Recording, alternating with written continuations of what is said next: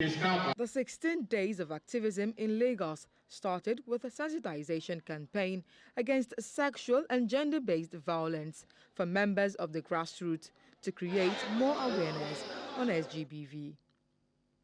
The campaign, which was organized by the Domestic and Sexual Violence Agency, was aimed at educating the people of Iwaya in Yaba Local Council Development Area of the state, telling them about the Lagos State Government's zero tolerance for sexual and gender-based violence. She has brought desensitization down to the people, to the downtrodden.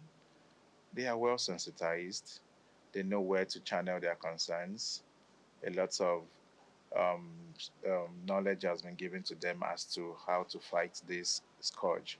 According to the agency, Iwaya is amongst the communities with high prevalence and low reportage of SGBV cases in Lagos.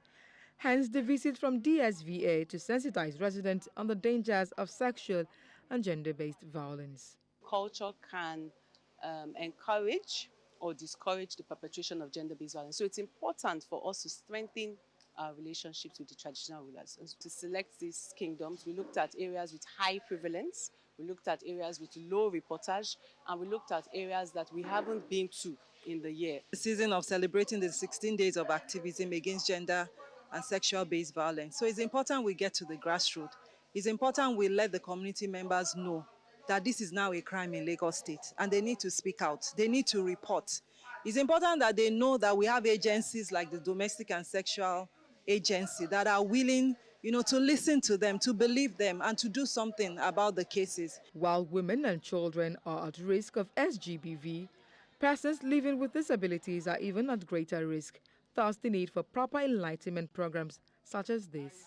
We should say something, number one, about domestic violence, number two, sexual violence, that we should report. We shouldn't keep quiet. It is not like the olden days that when something happens to people like us, then we keep quiet at home, especially with the physically challenged person. It is hoped that the sensitization programs such as this will help reduce the number of SGBV cases in our community, if not eradicate it.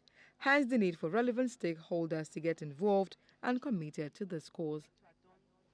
In Lagos for News Central, I am Omolola Ololade.